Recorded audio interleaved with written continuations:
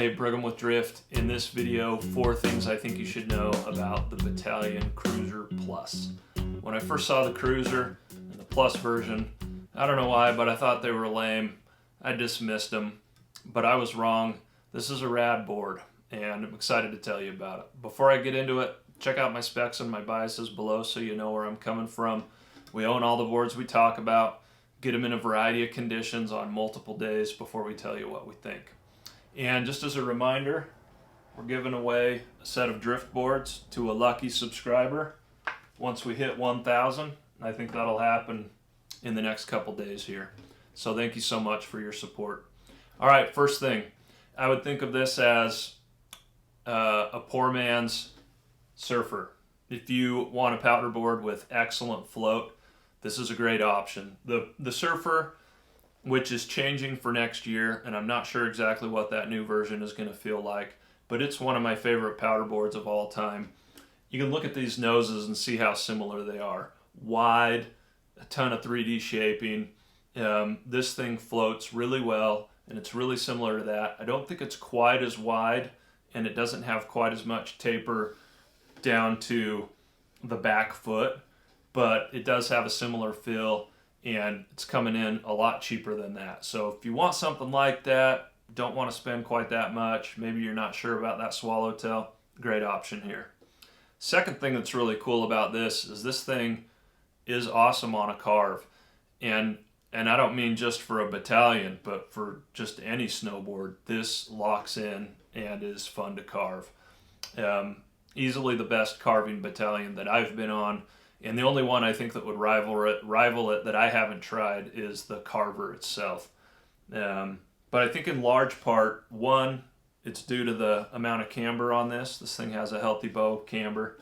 And then the second thing is the 3D shaping on the tail of this board is quite minimal. Probably the least 3D shaping that I've seen on a Bataleon. Almost to the point where there isn't a lot happening there. If you put it on a table and press down, there is some uplift on those contact points, but it's minimal. And the side kick, where they kind of raise that contact point, it's just a tiny dimple. It's got to be the smallest amount of uplift that I've seen on any Bataleon. And that effective edge comes way out to the end. So long story short there is just, I think that's a big part of why and how this thing locks in. So you've got a lot of camber, and then you just have this bonus nose on there that feels awesome in the powder. I would guess that the normal Cruiser is similar, but probably not going to feel as good because it's going to be softer overall, but I haven't had a chance to use that yet. All right, the third thing I would mention is kind of on the downside. When you're bombing on this, and you can push pretty hard and go pretty fast on this, this nose flaps like crazy. And it's pretty soft. I mean, you can see that flex just from here. That thing gets going. It's not a huge deal. I don't feel it underfoot, but it's not something I love to see on something that I'm bombing with. So, you know, if you like to go fast and push hard like on a groomer, that may or may not be something that you're excited about.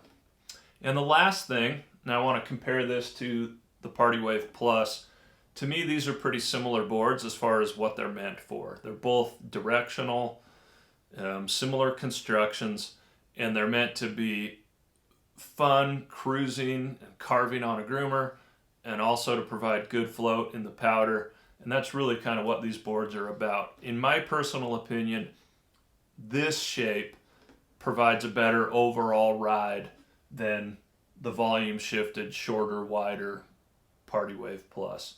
For me, I like having this. This is a 159, a little bit more length, a little narrower in the waist, even though this is still on the wide side, and quite a bit more taper. And I think one of the biggest things when you get this kind of width in the nose, that a little bit more taper it just provides a more enjoyable turning experience, again, in my opinion, compared to the volume shifted option. So all in all, if you want something that'll rip a groomer, be really fun in the powder, Probably not going to blow your mind on nasty snow, but if it's tracked up and soft at least, it'll be good. But I mean, kind of the name of the game with Bataleon is overall, you generally want them on softer snow. Awesome option. I really enjoyed this board. That is the Bataleon Cruiser Plus. Thanks for watching. Hit me up in the comments if you got any questions, and we'll talk to you next time.